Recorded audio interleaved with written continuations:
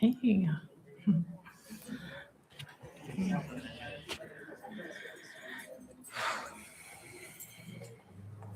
Welcome, everyone. Is that a little loud? How's it sound?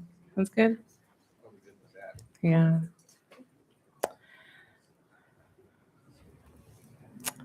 Welcome, everyone. Really nice to see everyone and nice to be here. For those of you who don't know me, my name is Jessica Escobedo, and I teach mindfulness sometimes.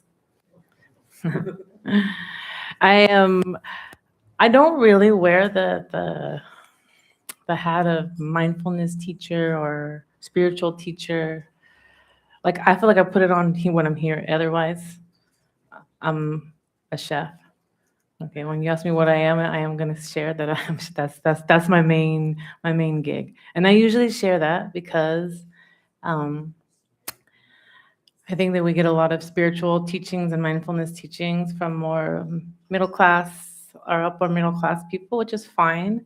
But I think it's nice to have teachings shared through different life experiences. I think sometimes people relate in different ways, and people's brains are different based on how we were conditioned. So I feel proud to be a working class meditation teacher, holding it down. And if you're new here to the center, welcome. We're happy you came today. There is probably nobody wants tea. It's hot. But oh, there's ice cream. If you didn't get one, and popsicles. And there's also like a little water dispenser, and then there's a bathroom right over here. So I really like to invite a lot of choice. So if you need to get up and like walk outside, you're feeling overwhelmed in the middle of the sit or whatever, like please take care of yourself. Sometimes like being still is not the answer. Sometimes sitting with difficult emotion really is the answer, but like follow your intuition. I like a very gentle, loving practice because I think that's what we're all here to do to some degree is to build that relationship with ourselves. And I think that we work against a lot of conditioning, some of it primal, some of it cultural, of being very hard on ourselves and focusing on what's wrong. And so we're trying to kind of balance it out. Um, and we usually start with a little grounding, but I had something that I want to talk about a little bit before we get started, and that is regular, like cultivating a regular mindfulness practice. And talk a little bit at the beginning, a little bit at the end, because we come here, and for some of you, this might be your practice coming on Thursday, being in community. Um, and just sitting here with people, and that's beautiful practice. But I think why I'm inspired to share this is when I first came to practice, I think I had a very fixed idea of like what like being spiritual and like having a regular meditation practice looked like and meant. And over time I'm like, dang, that was real bullshit. Yeah. It's been 15 years and it has evolved. There's been periods where I'm so busy. Like my practice is maybe 10 minutes of silence on the walk with my dog. And there are periods where there's a lot. I'm more contemplative, and there's a lot. It's just I have that energy. Sometimes I need it more. So I'm like meditating more from a place of need to ground, etc. So it definitely has evolved over time, and there's periods I meditated a lot in silence. And I guess I'm thinking about this because lately I've been just in the morning, I'm finding like so soothing. I'll put somebody's voice on and just sit with it. And right before I go to bed, I put some sort of guided meditation. Who would have thought would come back to guided meditations, but here I am. Um, Also, I practice when I walk my dog still almost every day. I have a little bit of contemplative time. I consider that part of my practice. But I wanted to ask y'all if anyone feels inspired to share, like, what is your practice looking like these days? Sure. Yeah. Just being in nature, I feel really connected with the plants, and I'll say hi to the hawks above, and I Yeah. feel, I try to wrap my head around, oh, that was the wind making the plants say hello back. But I do feel that there's a connection, and now I'm just leaning into the magic of life, and I Yeah. feel the butterflies are landing on me more, and just being outside under the clouds, under the sun. Yeah. Thank you. Yeah. Thank you. I love that. Yeah. Fellow chef, working on the line, when I get my emotion tied into what's going on, or it's just real busy, in the weeds, I'll stop and just put my head down and do like a little loving kindness meditation. I've been doing a lot of like midnight walks with my chihuahua that are like a walking meditation as well. But yeah, that's what we're doing. Thank you.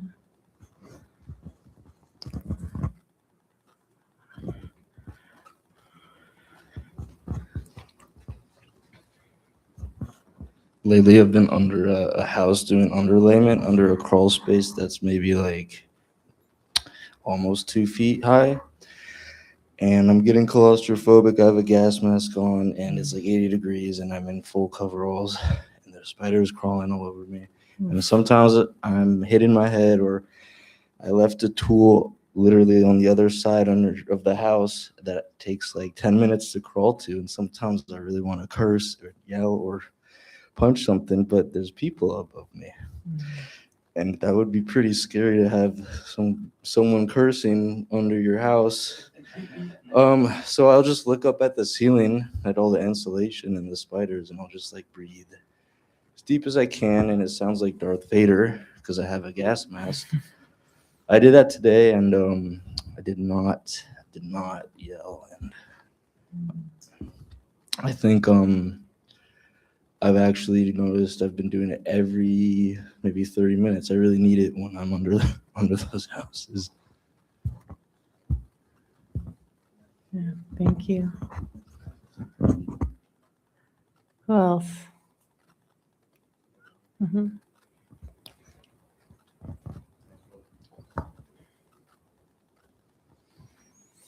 Well, I don't drive right now. I've been trying to get my license, but I take the bus and I walk a lot and I ride my bike. So those are all good moments. I have my coffee in the morning.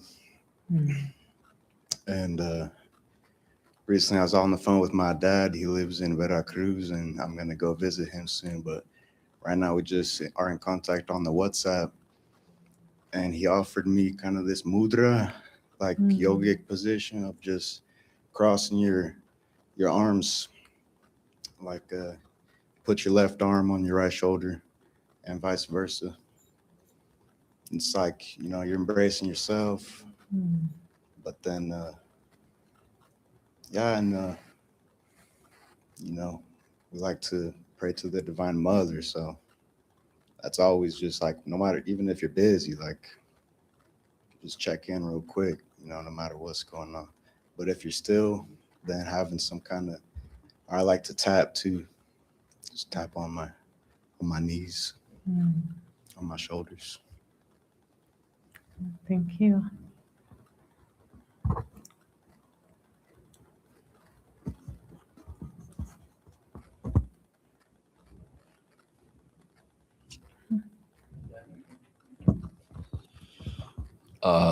I've been struggling with my practice recently overall, so I've been looking for places where I can kind of get it. And the only place I've been able to find any solace is in exercise. Like when my heart's racing, my mind stops. So that's been the only thing that's been working for me recently. But we'll take it. Yeah. Thank you. Yeah, I've been doing a lot in just in my backyard, sitting quietly. And a lot of times I'll kind of, come back in like if after a run or something like that, but just sitting down and being still. It's interesting, kind of come and sit down and everything's quiet, and then you sit quietly, and then all the birds start making more and more noises to get used to you being around, and just hearing more and more creatures sort of stirring around you as you're silent has been a really interesting bit. And even had one point where a hummingbird came and I had my eyes closed and I just hear something right in front of my face. And I opened my eyes and a hummingbird is sitting nose to nose, just like looking me right in the face.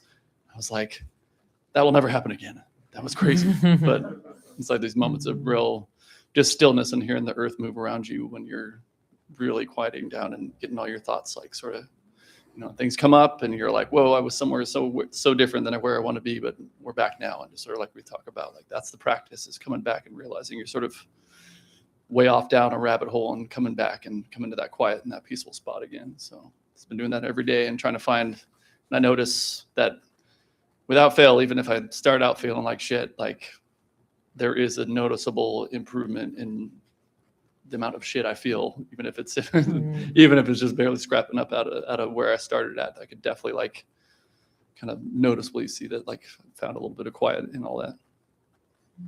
Thank you.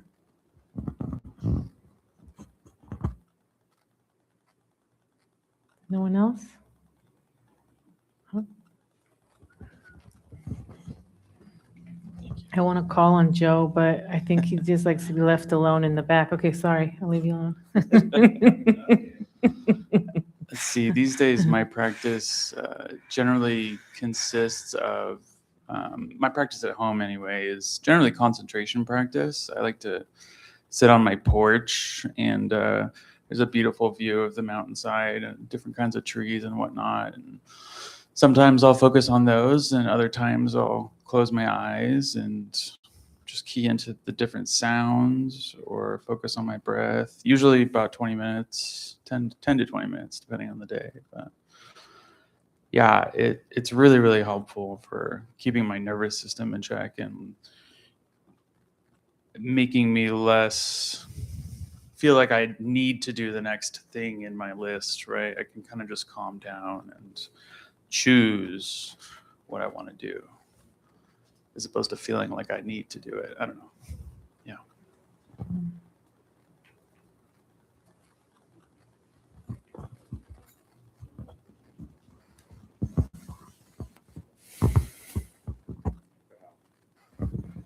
I don't know. I'm really enjoying hearing everyone. Yeah. So I have a chair at home that I sit in almost every morning, and I'll listen to I have an app on my phone that I listen to, and then that's kind of to try to keep up a streak and see how. But then I'll sit for another 10 minutes in silence after that, after the app runs, and if I don't get to do that, then I'll do it at night. But I really try to do it in the morning because it grounds me and leaves me in a lot better space throughout the day.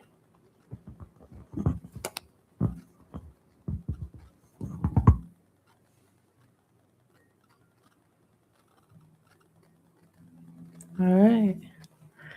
Well, that was really sweet. Thank you, everyone, for sharing. I loved hearing it. I don't know about everyone else. And I got grocery lists and Dharma talks in my notes app. But yeah, I just wanted to bring to light that practice looks many different ways. Okay, and that we're here and we're practicing mindfulness meditation. So kind of the crux of it is being present, cultivating more present moment awareness. But the cultivation of that is, I think, very unique to each of us, depending on, our conditioning, our nervous systems, who we are, how our minds work. So some of what we are learning here, and what I think me and Joe both want to encourage people, is to find your own practice and find confidence in that. And then also be surprised when you start listening to some goofy guided meditations when you're like, oh, there's a period where I couldn't stand it. So Let yourself be surprised by yourself. And I also want to give a shout out for actually there is a lot of value, at least I think, in having a regular practice, something regular that grounds you. You get to decide what that is, and you get to find what that is, but to have some sort of commitment, even if that's, you know, the midnight walk with your chihuahua, or the sitting outside and looking at the view, whatever that is for you, that there is a little bit of like a commitment to your practice, but I want to say to yourself. There's something I think about this practice where your own commitments, you keeping your commitments to yourself, builds trust. And if you know that these are things that ground you and are supportive, that you give yourself those moments. But I know it takes, I also want to give it can take, it's hard. Sometimes it's hard to build those habits. I think of it as a habit. So grant yourself grace, but I think sometimes finding a way just to have the habit. I had a teacher one time, she would share like just instead of saying I'm going to do 20 minutes, or like having these kind of lofty, like whatever it is, she said, you just put your tush to the cush, tush to the cush. Even all you do is you just put your butt on your cushion or wherever you plan to sit, or be still for 5, 10, 20 minutes or whatever. We can plan whatever, but your just commitment is just to go there. And maybe one day you just touch your butt to the thing, okay, the seat. Maybe you sit for 2 minutes. Maybe one day you sit for 30 minutes. But in that you get into a habit of regularly coming back to this space. I used that when I got into a habit of going to the gym. Okay, I'll be like, okay, I just gotta go and clock in. Just put my little, and then I was like, if you want to leave, Jess. But every single time I worked out for at least 15, 20 minutes. So I was like, if you could clock in and leave if you want. But they got me there, and I was like, I'm here.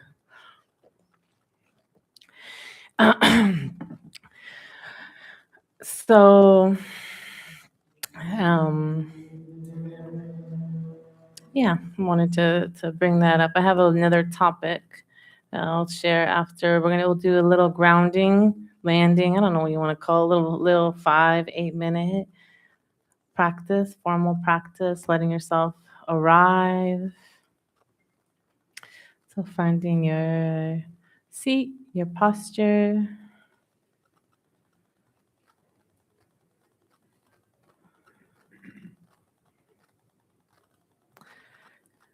And I always give an invitation that you can it's normal. It's kind of it's in practice that people practice with their eyes closed, but it's also okay if you feel more comfortable with your eyes open, sometimes like a lowered gaze.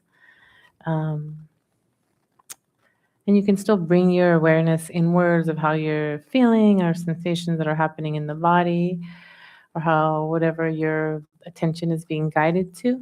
But you can do that with your eyes open. But if it's comfortable to close the eyes, you can close the eyes. And I like to start with just a little check-in. And seeing if you can check in with some warmth, with some curiosity, like how am I? What's present in this moment for me? And we often define mindfulness as learning to pay attention in the present moment without judgment. So seeing if we could check in with ourselves and notice what's present, how we are, without judgment, without this is bad or this is good, just noticing, feeling, experiencing. And there might be sensations that grab your attention, or emotions. You might have words describe your experience coming to mind. And however you are, seeing if you can welcome that in, welcome yourself into the space.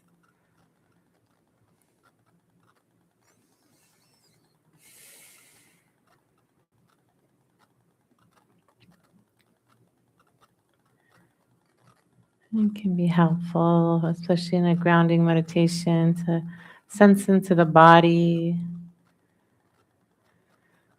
feeling your feet on the floor.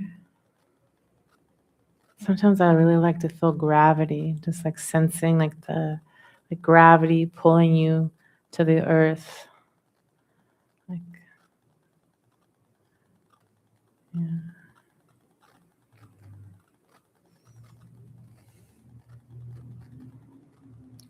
Feeling the seat beneath you. I like to invite the body to be supple, like just enough effort to hold you up, but seeing if you can soften everything else. Let the hands be soft and rest at your side or on your lap. Your shoulders and your arms, your back, release, the belly release. Any tension in the face and the jaw.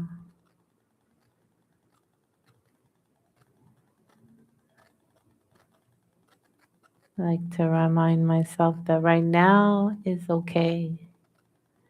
It's okay to sit. It's okay to just be.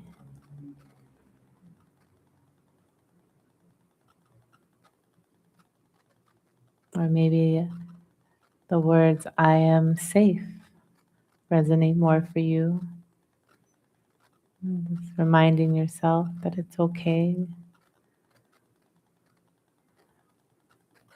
We don't have to go from like 100 miles per hour to like 10. You can go from like 100 to like 98 maybe. Seeing if you can invite yourself, your mind to just slow down a little bit.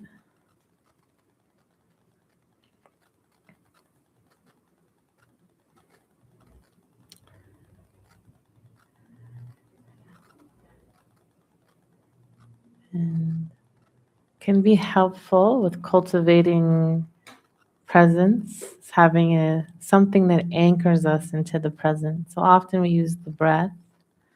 You can use sound, sensations in the body, anything happening in the present moment.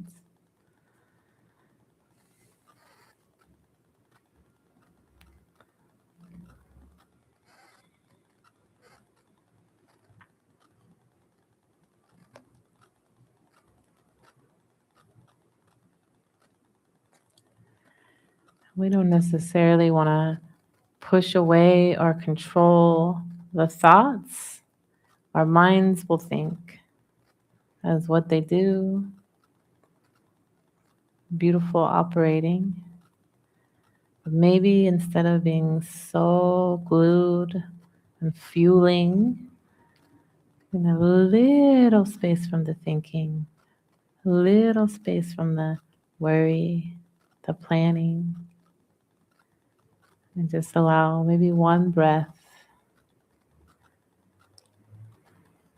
then maybe two breaths.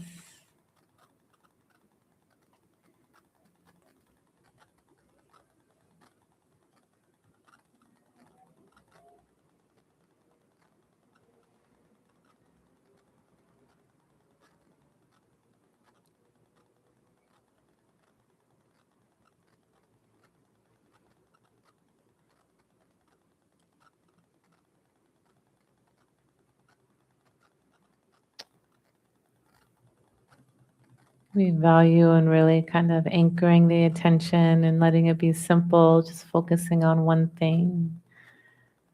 But also sometimes just being present with what's here, giving yourself some space, especially if you've been busy, to feel your feelings. Connect with your heart is very, very valuable.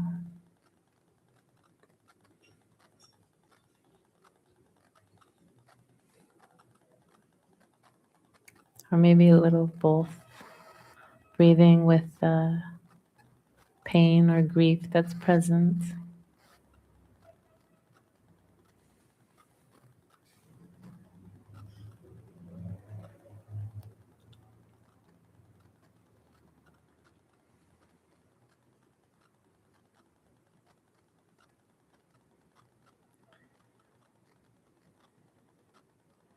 You can see how kind we can be with ourselves as we practice. So we notice the thoughts, the whatever the content.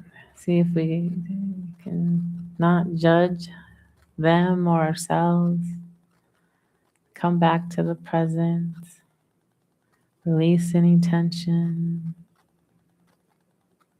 And get lost again and then repeat.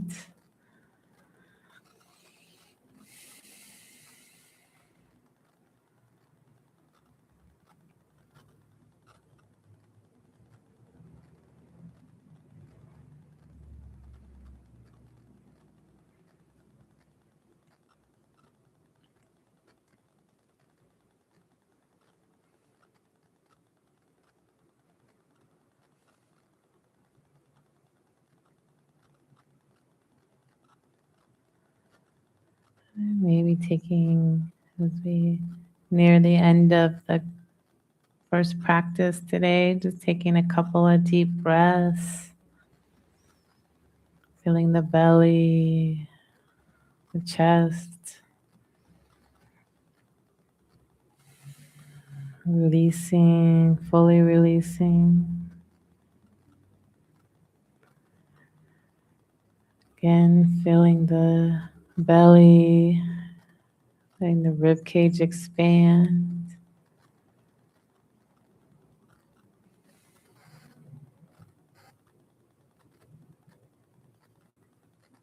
And maybe one more big breath at your own pace.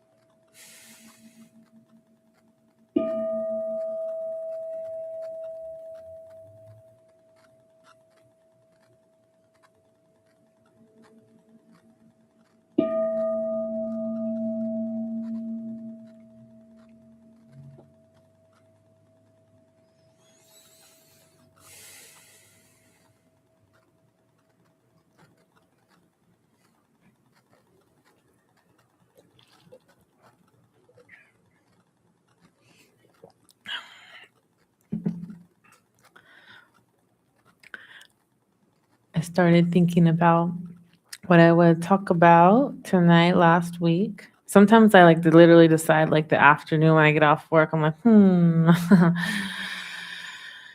I'll just type it out on my notes. But it was nice to kind of reflect on and kind of keep chewing on and think about this topic and how it's looked in my own life and practice, and yeah, how I want to talk about it. And that is, it is like the primary Buddhist teaching technically is the Buddha, well, we don't know what the Buddha said, but in the traditional text or how it's translated, we use the word suffering.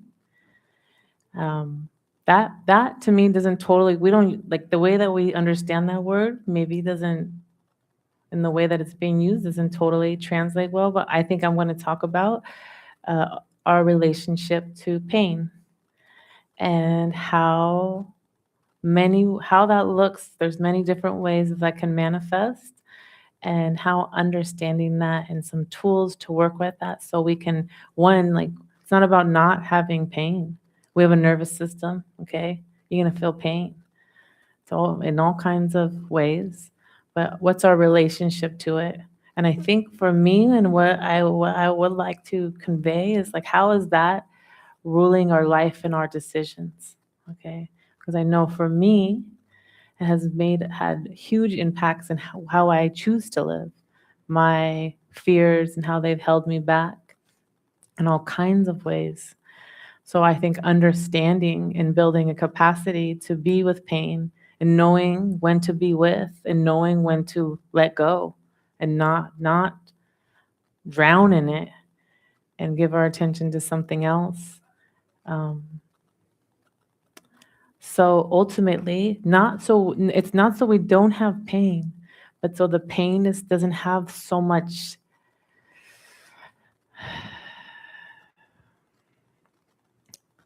fear around it, that we feel. Also, I think the biggest thing that we can cultivate over time is a trust that we can handle hard things.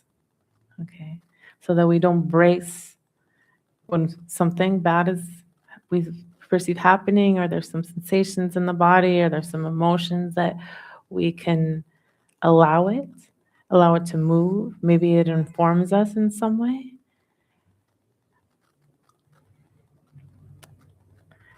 And that we can see over and over again that we don't die. Well, sometimes it really feels like, I'm like, oh, it feels like I'm gonna die. Like, oh, this is so overwhelming. Or even subtly, like I can kind of be resisting something. Because I'm like, why? If I check in, like, why? The curiosity of like, why? Like, oh, I think I can't handle this. Like, I think when that often comes up when I'm at the crossroads of ending a relationship, even if it seems like the most obvious decision to make, like this is just not working, or this isn't right, whatever kind of friendship or romantic or even sometimes work relationships. And I like the fear that comes with it. I'm like, well, I'm really scared of my ability to handle the grief. I go, and then how I work with that.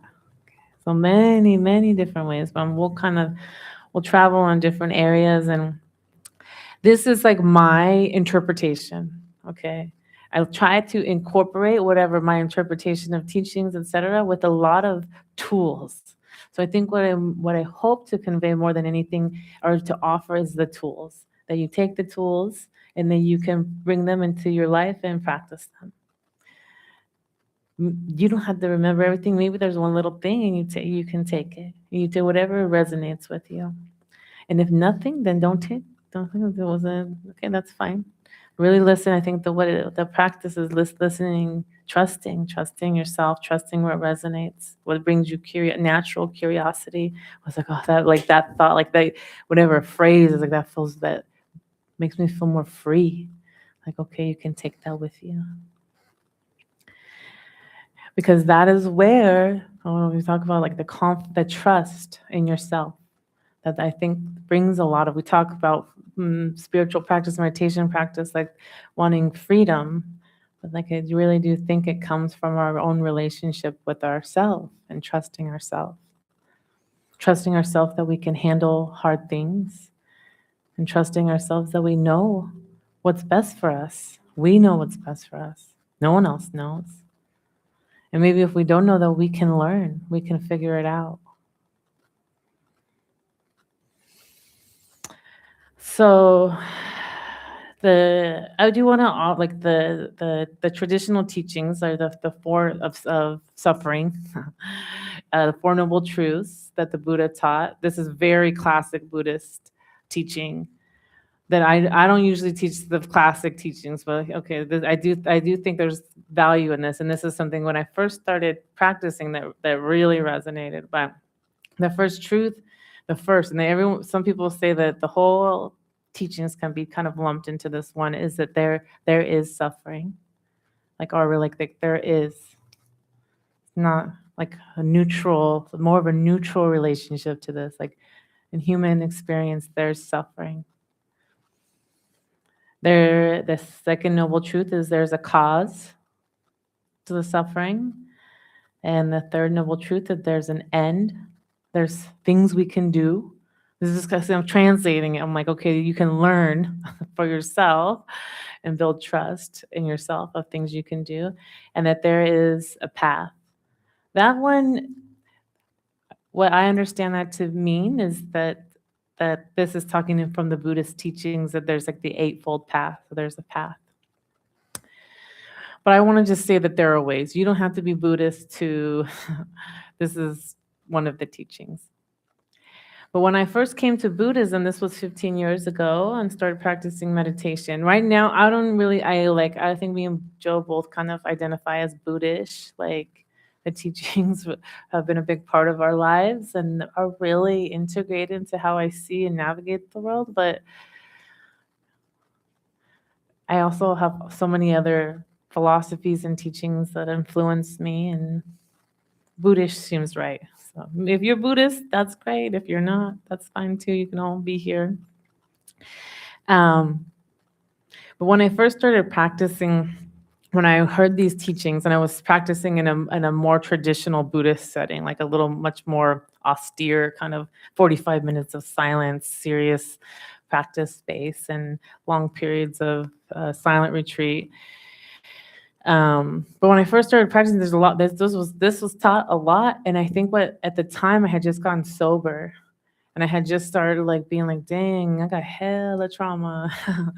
It was like just like got sober and started looking at like, whoa, like my life, like where I had gone myself, and like, yeah, it just was like I was lost, and there was messes, a lot of I think my mental health and my using caused the end of a very important a relationship I was in. I had to move back home. I was living on my sister's couch at my dad's house, and I think it was so, at the time, how I took the teas, it was so liberating to just embrace, like, yeah, like life is hard. I feel like I needed a lot of permission just to be like, dang, this shit's hard.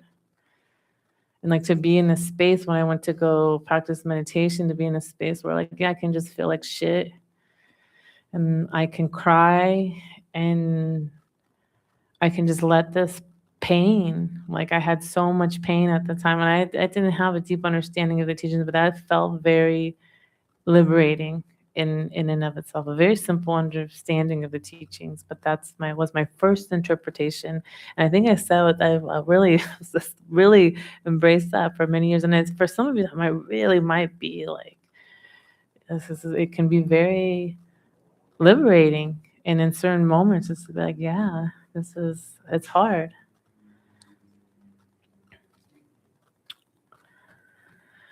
And over time, I think my understanding of has evolved, and I've had different interpretations of this teaching over time, and just how I am with pain.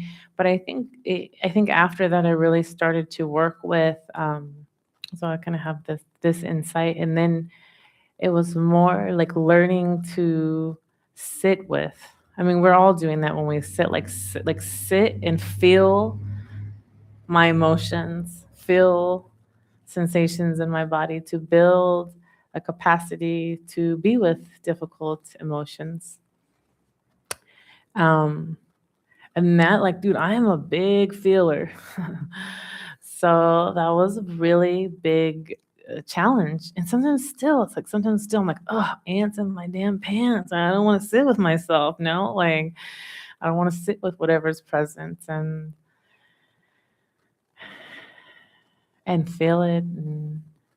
But over time, I really do feel you build a capacity, like, okay, I can sit with it. And sitting with is not always the answer, like just sitting and being still and really feeling it, like walking with it, whatever, being in nature with whatever's happening, or maybe even sometimes we really need a lot of community. We're holding a lot. So to be with doesn't just mean we're just sitting and bearing down and being with difficult emotions. Is really finding whatever allows us to have our nervous system settled enough to like move the emotion. And people will talk about this in a million different ways.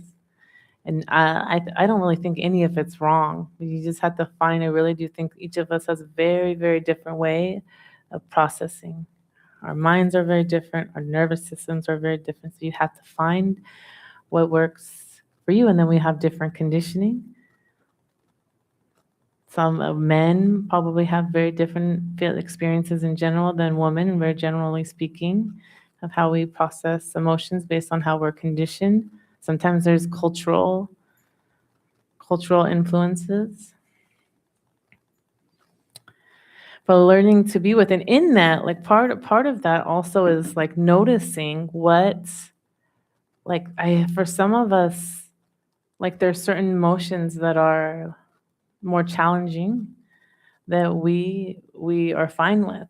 Like being angry, that was real cool in my house, okay? So like I like that's not something I have a hard time being with, like being like real fucking pissed.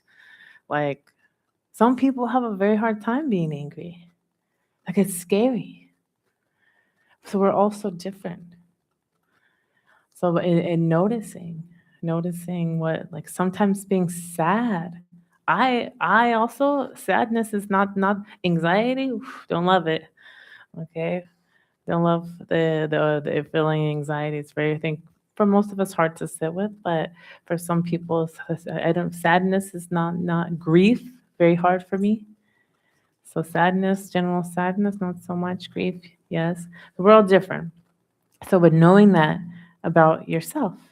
So not like all like difficult and like difficult emotions. Like we kind of want to neutralize. It can be helpful to have like a neutral relationship to different emotions. Not necessarily like we don't want to get too much into like these are positive and these are negative.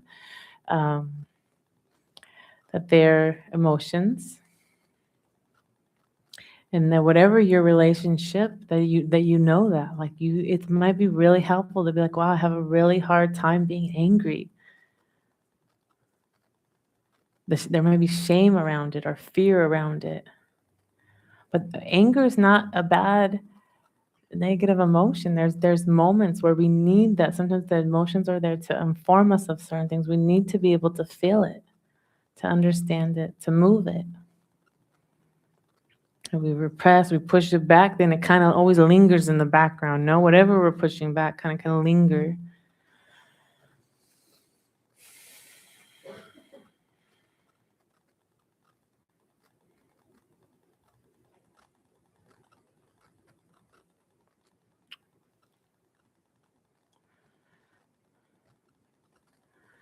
So building capacity, changing our relationship to, learning how to be present with. Sometimes there's many different Buddhist principles or mindfulness principles, like even I know that have helped me. Like I remind myself, especially if I'm really anxious, like, look, every single time I have had an anxiety attack, it's always ended. Okay. I remind myself, like, okay, this is impermanent. Not in a way where like don't feel this, because it can be that way, but in a way it's like, okay, this will change. And if you can find some sort of languaging, I think how we speak to ourselves is really important. That you find language that actually like meet like you can feel in your body, like, oh, maybe it doesn't totally dissipate the emotion, but a little bit of soothing, like, oh, that soothes me. Like these words, like you hold on to those words and you bring them. This is going to help you build capacity to be with the difficult. Just move them. Be with and move them. So building capacity to be with. But I also want to give a disclaimer that there's being with, yes, being with, understanding, like processing some moving emotion. We also don't want to like get stuck in the emotions. Like we can get stuck. And that can look different for some of us, but I have diagnosed depression. And so like my mind can go in like a black hole and like really like there's almost a comfort in it for me. And so yeah, okay, this like there is suffering, initial like Buddhist teaching, that was like kind of liberating, but then at a certain point I'm like, not so much. So finding, yeah, and knowing that. So you have to know yourself, like, oh, I'm just like this is like a brick of sadness. Like this is I don't think this is helpful. Like, so how do I shift out of that? And to be honest, I sat with it for years and it didn't move, and I got on antidepressants, and that was wonderful. Okay, so that's my journey, my story. I'm very glad I did it. But sometimes we need a little extra help. but also in many ways, like, so it's if that we're not, and sometimes it's not depression. It can just be that like we're like a little bit stuck in our heads, like we're just really focused. Like we just like are so like coming back to it can be like a loop, a habit of the mind to come back to whatever it is. And so maybe it's not getting on antidepressants, but just finding ways to shift your attention. So it's like if you know that there are certain things that you like, there are certain conflicts that I can have in my life. This is like super glue, man. Like my brain is like replaying it like over and over. I have so much fear. I get into fear and then I replay. It's like ugh, stuck. So it's like how do I keep some distance from it? Like what are things I can do internally in my mind? But also sometimes it's relational. Like sometimes I need something to ground me out of my mind, out of my, maybe it is going and having a run or working out. Like it's like something to give me out of it. Or sometimes I'll go and like just pet my dog and my like, okay, I'm just gonna focus on petting my dog for like 3 minutes. It's like finding something that shifts you out, or it can be hard. I think sometimes when we're having difficult emotions to sometimes depending on who you are to reach out. But yeah, to see if that helps. Sometimes it really is it can be like, okay, I'm like stuck. Don't, it's not helpful. You reach out to a friend or a family member, or sometimes just being here. You know, you go somewhere, it's like, okay, I'm just with people. This is supportive.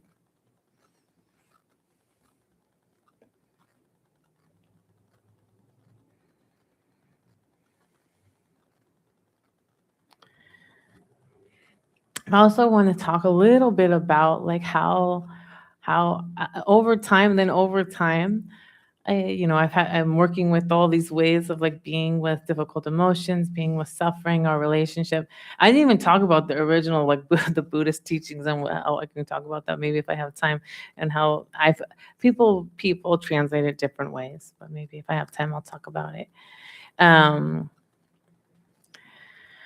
But I think there's been periods where there's the emotions, but I think also how those our relationship to those emotions, our inability to be present, or our patterns of avoiding certain things, feelings. Oftentimes it's feelings or sensations in the body that we're very scared of, will inform our decisions.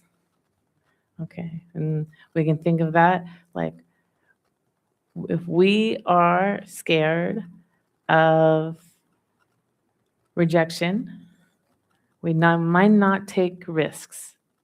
This might be for a job, this might be for a relationship. If there's fear around feeling that, having a feeling of I don't know if rejection's a feeling, but the feelings that would come with that experience for you, then we can let these emotions, they're just sensations, technically just sensations in the body, control how we live our life. And I saw that for myself. I think that's come out of everything. I needed to build some capacity to be with, so I can start moving, start making decisions, start living my life. Like this what I want, how I want to live. And it's not necessarily without fear, but that I can notice like, wow, this is something I want. Why? Maybe I think one of the things I want to offer in working with this particular component of suffering or how we relate to our pain is the curiosity of if there is something you want and there feels like you're holding back because of fear, like what it like, get curious. Like what is that? Curiosity around it. Like what? Why? And that's it. Me and Joe teach a lot of curiosity. And I think it can go a long way so you can understand, yeah, yourself and see like what, like reminding yourself like this is not like, if there is the fear or whatever the fear is about is like I can handle hard things. I can do whatever it is to keep you moving. Sometimes we don't even let ourselves like dream in our minds or like want things. I know I'm talking about desires and wanting, but I really do feel I talk about this a lot. It's not necessarily, I don't think spirituality or Buddhism is about not having that. We all have that. It's human. But it's our relationship too. But I think that there's a freedom and allowing ourselves to want, to have desires. Noticing when the fear comes up around a certain desire, like that's too much. Why is that too much?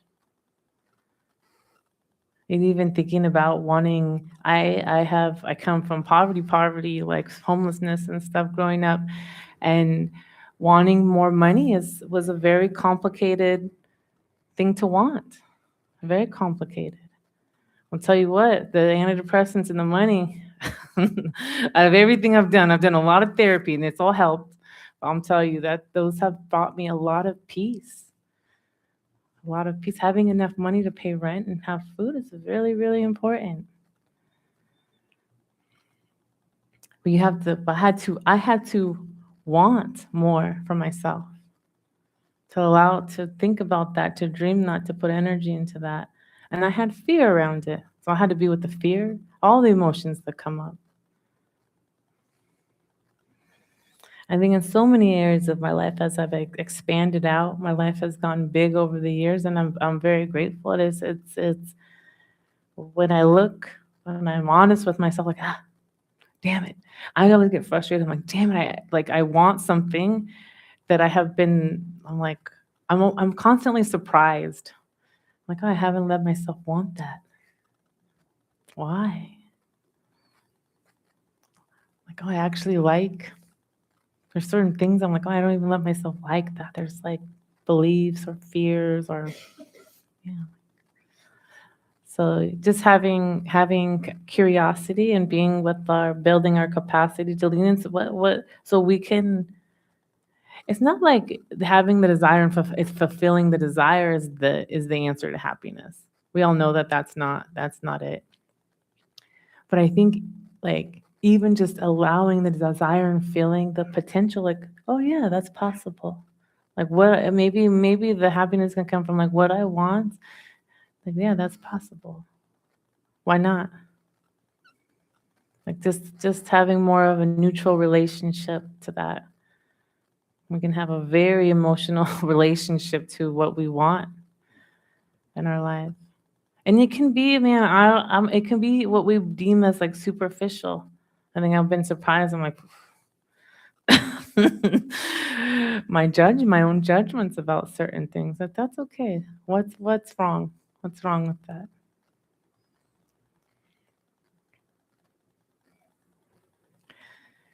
And maybe sometimes you try something on that seems more superficial, and you're like, and you sit with it, and you understand there's curiosity. Maybe like actually, it's not ethically. It doesn't align with my morals. But it's still, but you understand it. You're not just repressing it. Like this is just not aligned with my ethics. But you understand it it's more empowered. And then also there's probably less projection that anyone else who decides to do this or whatever, you have more understanding and maybe more empathy or acceptance, probably a better word for it, for others. And then the last thing I want to mention on this topic is kind of in the same realm of emotions, difficult emotions, kind of guiding our decisions and what we choose to do.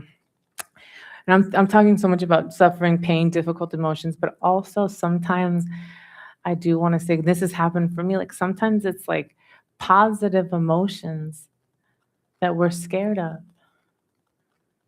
Like for me, like I know depression. Also, like it's comfy in a weird way, but happiness felt scary. Well, and for each of us, it could be different. So I think for me, a little bit of the unknown, just to like be okay, like not to have a bunch of like drama and like survival. What's it like just to not have something to freak out about? Like what do I do in my brain? I ate my sandwich for 45 minutes and look at the trees and the birds. Like, oh, not so bad, huh? Sometimes a little uncomfortable, but yeah, or maybe sometimes it literally is, if we're not used to a certain emotion, like joy or happiness or excitement, what feels like that we are not used to the sensations in the body, not that just the discomfort of that, we can contract, and then we avoid things that bring those positive emotions. Sometimes those things that bring those positive emotions, maybe there's fear of rejection or fear that we're going to lose it. Like, I'd rather just keep myself small and safe. Then I'm not gonna feel rejected or disappointed, because feeling disappointed fucking sucks. It's painful. But these are things we build. Dude, I don't know about y'all, but I'm a fan of like, get comfortable with disappointment in others and yourself. You're gonna live a bigger life. You can get comfortable being disappointed. The bigger your life is, the more disappointment you'll experience. That's what I think. That's been my experience. But I think if you have different relationship, you just move like, oh, it didn't go how I wanted. Huh? But then you don't have we can circle around to the initial Buddhist teachings, my bow on the top, that we don't make a story about it. That's kind of how the initial teachings were taught, that it's like we have our pain, our initial, and then we add a story on top of it. We call the second arrow. We have the initial arrow and the second arrow of suffering, of the meaning that we make out of our pain. And we don't add that on top. So hopefully this is helpful. I personally am very fond of finding a way to be with the like, I think of like freedom. Ask me next week, I'll probably have a different definition, but like my definition of like freedom and like maybe awakening or spiritual like evolution is like to really embrace the fullness of our human experience. Really embrace it. Really, like, don't push anything away. Any part of you, like all parts of you are welcome. And this is constant evolution. For me, this is my interpretation. So it doesn't resonate, let it go. But that's kind of my interpretation. Okay, I'm talking and talking. Thank you so much for listening. We're going to have a break, come back just a couple minutes, and we're going to wrap up with a little formal practice period. Thank you so much. Yeah.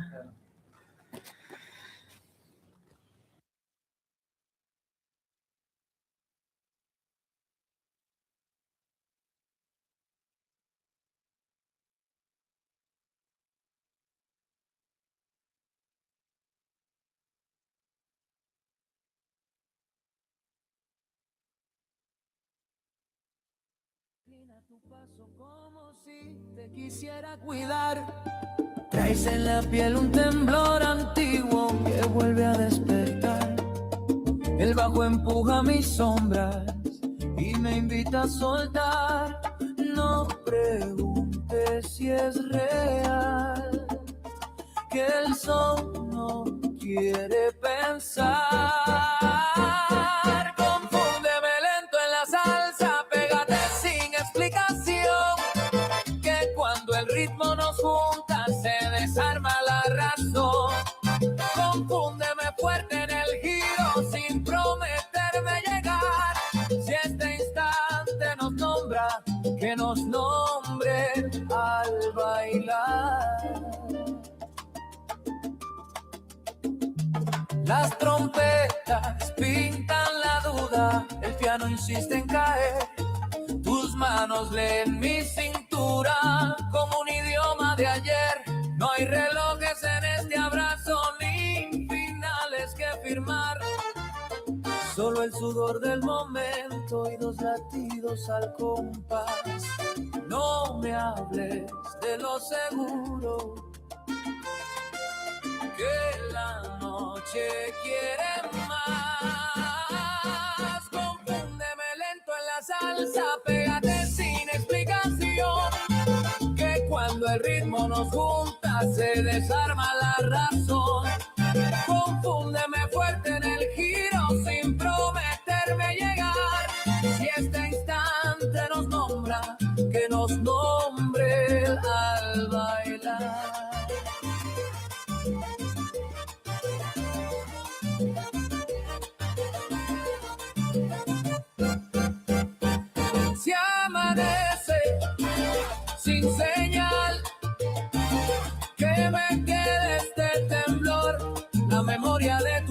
soy este son en el corazón. Confúndeme una vez más, que la orquesta va a estallar. Mientras la clave siga viva, no me pienso soltar.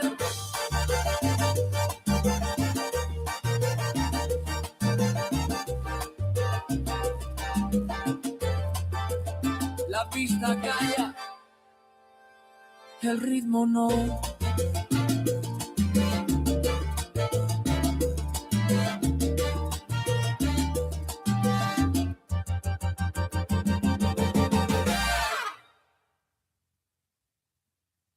La radio vieja prende el dial. La clave suena sin avisar. Escuché llegar sin tocar la puerta, con una historia que no está completa. No traes maletas ni despedidas. Traes una voz buscando salida. Hablas de noches frente al cristal, de canciones que no supiste bailar. Cuando el piano cruza la señal, tu paso aprende a sintonizar. Sintoniza conmigo este son, que la salsa cambia la estación. Si el ruido quiere interrumpir, bájale el volumen y ven a vivir. Sintoniza sin explicación, que esta frecuencia es del corazón. Si el amor pregunta quién fue, dile que el ritmo volvió a nacer. La orquesta entra como una llamada. Tu risa limpia la madrugada. No hay interferencias que aguantar. Solo este pulso queriendo sonar. Gira el botón, deja pasar lo que no quiso conectar. Cuando la clave dice aquí, el miedo pierde el perfil. Sintoniza conmigo este son, conmigo, que la salsa cambia la estación. La estación. Si el ruido quiere interrumpir, bájale, bájale el volumen y ven a vivir. Ven a vivir. Sintoniza hasta el amanecer, que la noche quiere entender. Si el amor quiere regresar, que aprenda hoy a escuchar.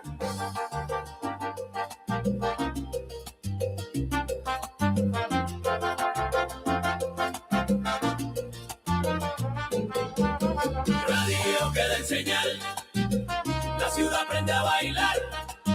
No fue eco ni repetición, fue otra voz en clavizón.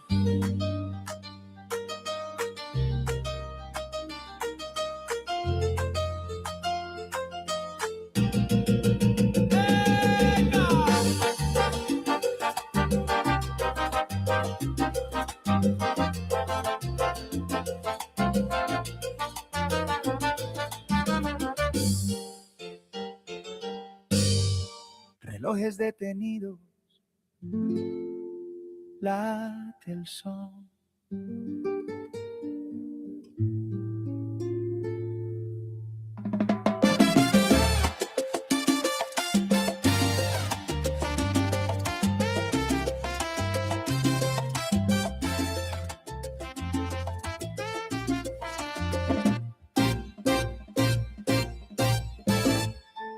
La peluquería abre tarde hoy, silas girando espejo y voz.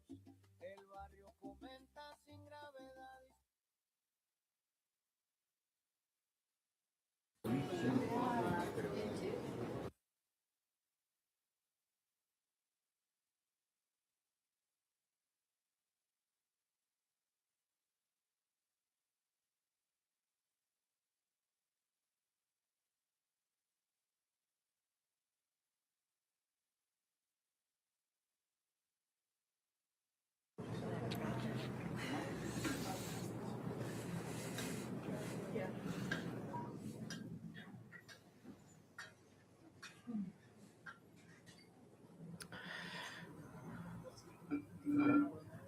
Are we ready for some formal practice?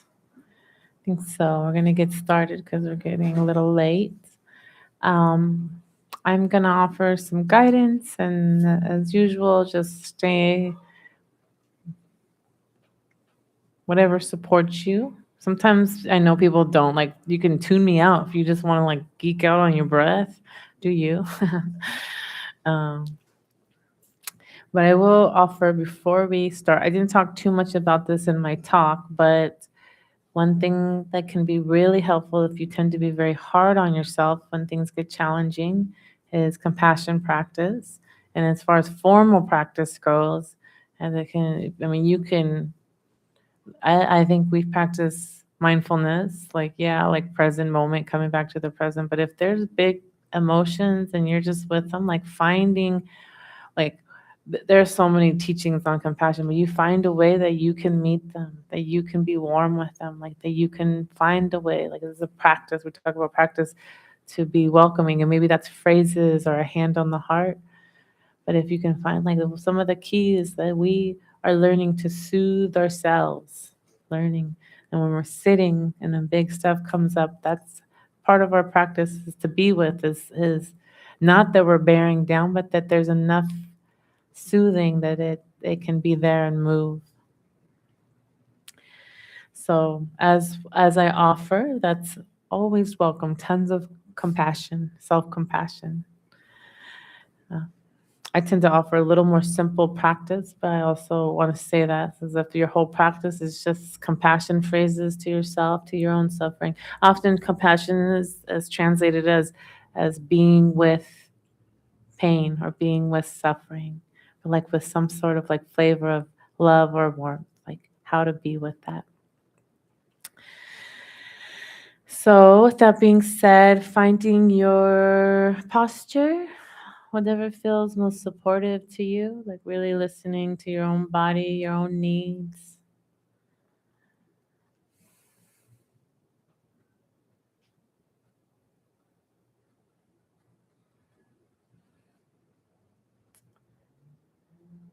And seeing if we can get off the hamster wheel a little bit or slow it down. Maybe not a full stop, but a slowing down. Sometimes inviting the mind to slow down, like it's okay to slow down. The beginning of practice. And maybe sometimes it's noticing the big loops, the way the mind's looping.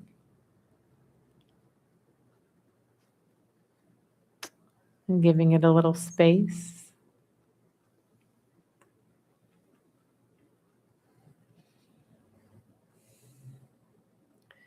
Again, we can come back to beginning the practice with just a little embodiment, learning to sense, feel, experience the body, just in little pieces, just feeling the feet on the ground, feeling the chair beneath you.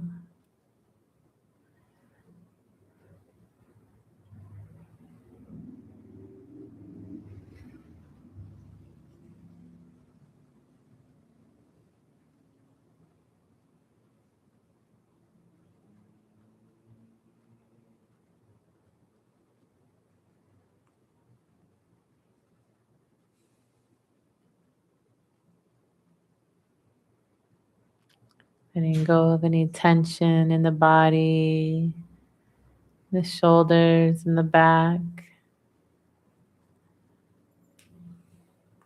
Sometimes we can notice where we tend to contract.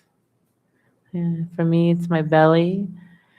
So come back to the belly, soften the belly. Sometimes, often, shoulders. Maybe you come back to softening your shoulders over and over.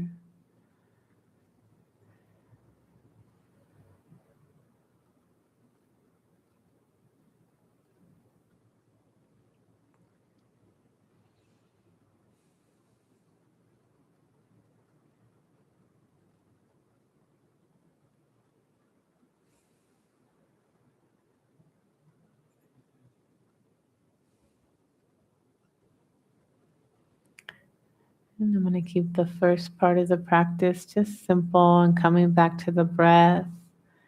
And then I'll end with a little formal compassion practice. And just in your own, with your own attention,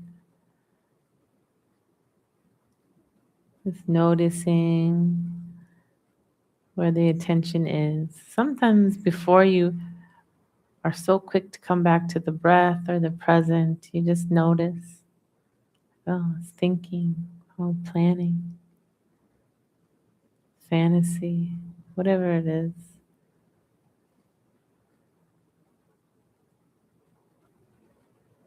And then you slowly come back.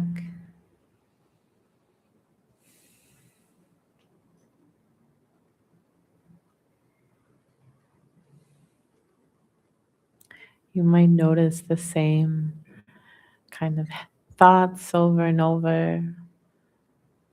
Just bring some curiosity to that. Maybe take note, like, oh, that's the same thing looping. It's usually the case.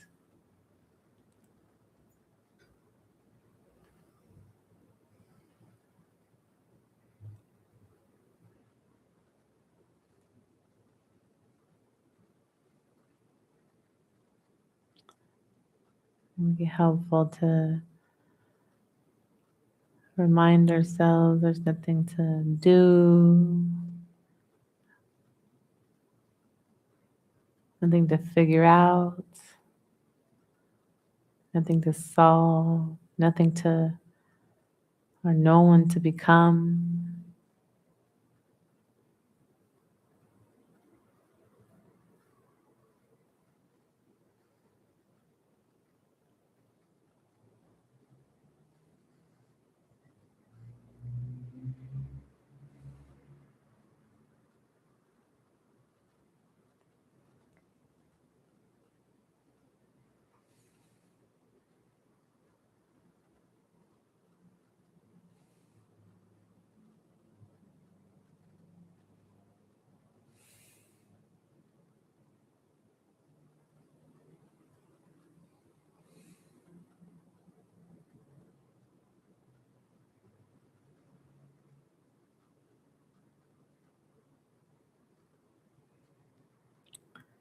And sometimes it can be helpful to like watch the thoughts instead of coming back to the breath, kind of letting them float past clouds in the sky, coming and going. Letting that movement happen and then keeping just a little bit of the attention on the breath, on the sound.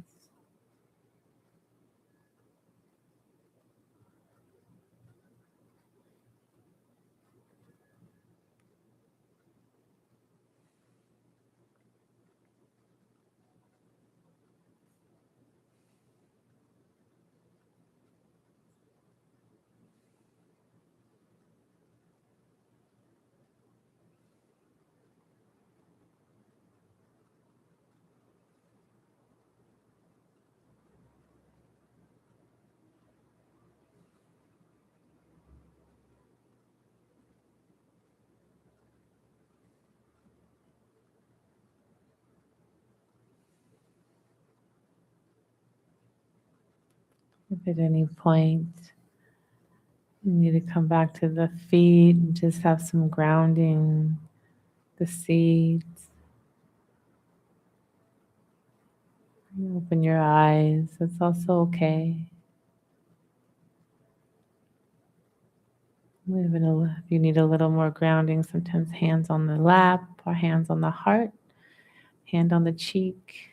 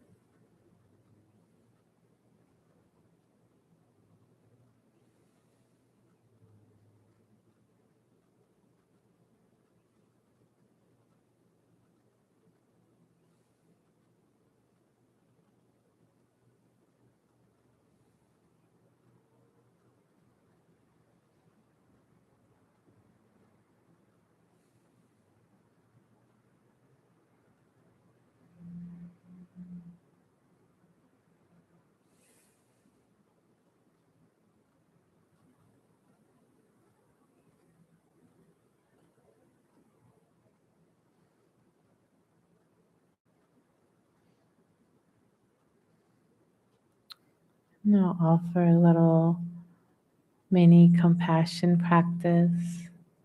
But if you're being supported by just a simple mindfulness practice, you can stay with that. It's going to let my words wash over. If compassion feels supportive, let's begin by bringing, we don't have to go too far, but maybe just any challenge we have or difficulty, whether it be a situation or maybe some emotions you've been with recently, just kind of bringing that to mind, sensing it in your body. And I'm going to invite you to just be a little bit curious, leave a little space for it. Notice if there's any stories connected to it, just for a couple moments before we offer it some warmth and love. Maybe we can hold it with warmth, but just get curious. Just as you're bringing that challenge, difficulty to mind.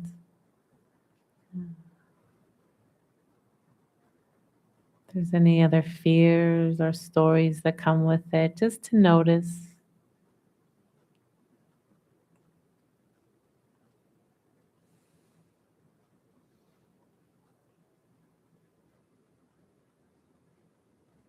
And then seeing if we can meet that challenge or that pain with some compassion, some care. Maybe a hand on the heart.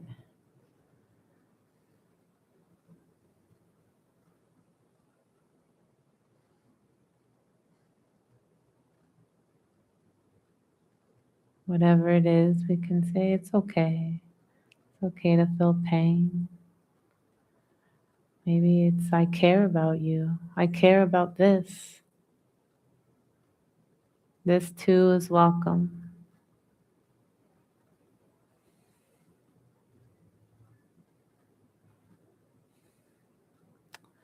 Maybe it's, I can handle this.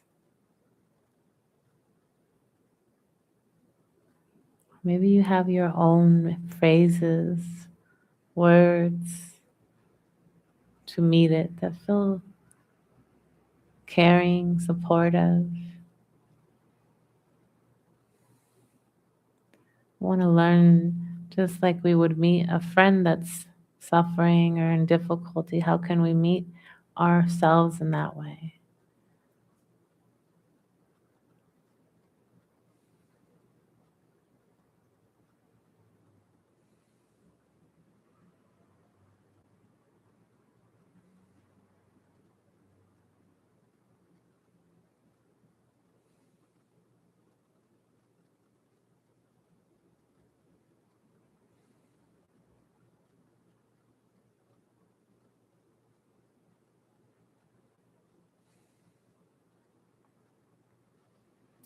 And I'm going to invite just to let it be. Maybe don't do too much more. Maybe breathe. If it's still lingering, you can breathe with it. It's helpful to stay with some phrases of, I care for you, or any phrases that resonated.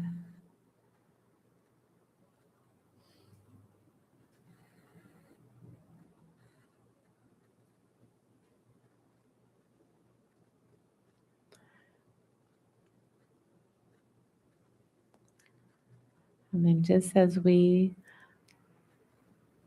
offer that compassion to ourselves, we can kind of extend it. Even everyone in the room has some pain right now in their lives, struggle.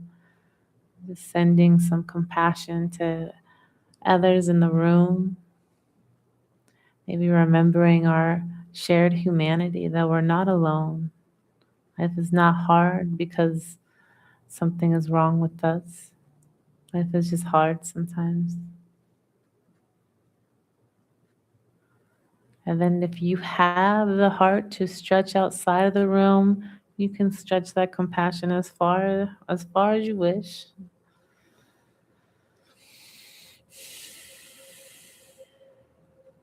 Or maybe there's somebody in particular struggling that you're close to that just want to bring to mind and offer a little compassion to.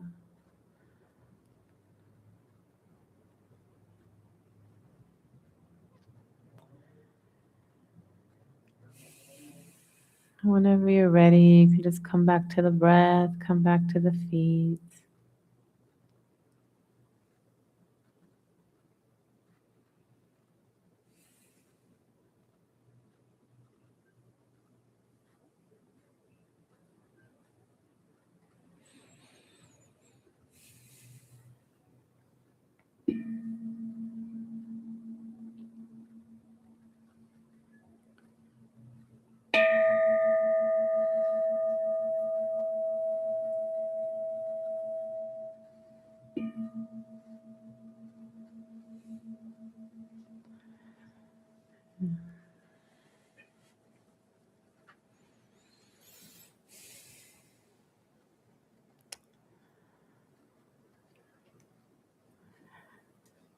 Thank you for your practice.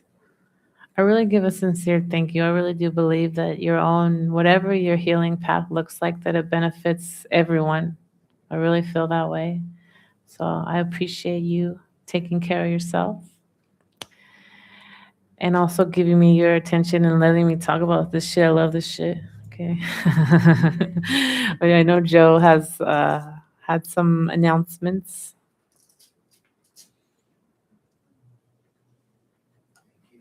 Yeah. You want this or you? Hella blessed out.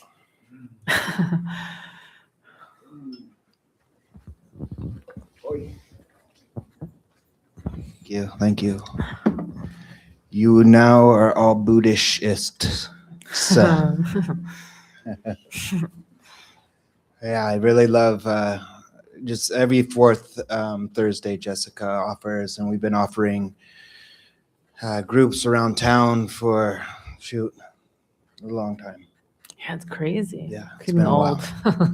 And getting older. Yeah, and come from a pretty traditional tradition, a real, rigid sometimes tradition, and we kind of adapted the practice to really, the practice is to just show up to life. Like, how are we showing up to life? How are we showing up to ourselves so that we can show up in life? And how can we respond to life in a more skillful and compassionate way? And I think we both believe that it first starts with us. How are we meeting ourselves? So I really appreciate that, and that's what I heard tonight: is how are we meeting ourselves, and the power of practice. It's we refer to as a practice, and we have these tools, and okay, the practice. We practice, not to get perfect, but practice makes progress. And we have these tools, and we got to learn how to use them. It's like we get a chainsaw. Taylor, we got a chainsaw. If I can tear some shit down, we might harm some shit. We're going to harm ourselves, right? So what are we doing with these tools? How do we use them? I feel like I got like a souped up toolbox that fits. I got 16 years of modalities and therapy under my belt. I got real savvy. And some of those tools are outdated. You got to get new ones. It's true. And a big part of our offerings are relational mindfulness. How are we in relationship with ourselves, with the world, with life, and with each other? Jess and I think Jess is one of the people that I feel I'm the closest to, because we've had the most conflict, and we haven't shied away from that conflict. We've been in that conflict. We talk about that conflict. We're in relationship. And one of our homies, Enrique Colazo, is one of these founders of this relational mindfulness. We do it in more of a broad way, but Enrique really gets in. He's worked with, Challenge Day, working with teens across the U.S. and more, going into high schools, teaching these kids how to do these practices and meet each other and communicate feelings and emotions in a way that they can be heard. And Enrique and I have a workshop this Saturday from 10 to 3.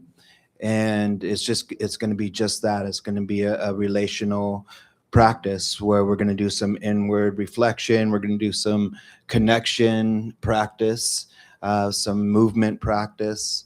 And it's a beautiful way to spend your day. And the power of having extended periods of practice is very impactful. We just came back from, a lot of us came back from a retreat for 5 days in Nicaragua with silence and movement and this whole relational practice. And there's a depth that you can reach. So this Saturday, if you haven't registered, please register if you plan on coming. If funds in any way are stopping you from coming, if funds are tight right now or just in general, I'll be hanging out here. Just come up afterwards and ask me or Lauren, and we'll make sure that you're on the list to get in. So that's this Saturday from 10 to 3. Yeah, we're not going to be practicing in silence the whole time. There's movement. There's other stuff too. So really, for us, I feel as a community to go deeper. We don't need to grow any further. Let's grow deeper together. I really feel like that's what's happening here. So I appreciate it. Yeah. And please check out the bulletin board on the back for all the other offerings we have here. Saturday or Sunday morning, we have a Sunday morning sit with JP. Wednesdays, we have affinity groups. We have a Q circle, LGBTQ plus circle. And we have a women's circle, and then we have a men's circle.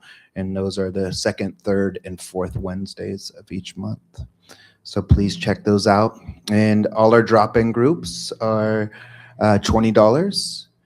And the way you can pay is in the back. There's cash, card, also QR codes. You can pay what you can, when you can, if you can. There's codes up there that you can even be a monthly donor. We are a nonprofit, so we're beginning to lean into that. And so if you become a monthly donor, that's when you get some write-offs and all that kind of stuff. So it's good stuff. We invest in ourselves. We invest in our community. So appreciate it. No one has ever turned away for lack of funds. So pay what you can, when you can, if you can. It's very appreciated. And if you can pay more, pay more. Pay it forward for someone that can't afford it. So I believe that's it. But yeah, come check me out afterwards, me or Lauren, and talk about the relational mindfulness, taking our practice from the seat to the street this Saturday, the 25th. Anything else? No, you want to do the merit? You want to do it, or you want me to do it? I want you to do it. So it's one of the traditions that both Jess and I really appreciate about the Theravada. Most Buddhist traditions offer this, that we don't practice just for our own well-being. We practice for the wellness of all beings. So let's just take a moment and bring our awareness inward just for maybe a minute here. And just do a light reflection on our time together tonight. And just the reflection of coming through the door, of even having that reminder of, oh yeah, it's Thursday. And the door, connecting, sitting, listening, practicing, cultivating whatever your deepest desire. Even if you don't feel the shift, it's happening. Trust, trust. But just tonight, notice if there's been any goodness within you that's been cultivated. And this awareness inward. As you feel the breath. And if you don't feel any goodness, that's okay. There's enough to go around. But let that goodness sink into the marrow of who you are. This practice doesn't have to be something you do. It's just a part of who you are. It shows up in your life. In the mundane moments. And also let this goodness ripple out. In the next out breath, just let it ripple out. Connect with our friends, our families, our communities, everyone in this room. Let any goodness from my practice benefit all beings, those suffering from the hands of oppression, hunger, starvation, racism, homophobia, sexism. May all beings be at ease. May all beings be at peace. May all beings know true liberation, inward and outward.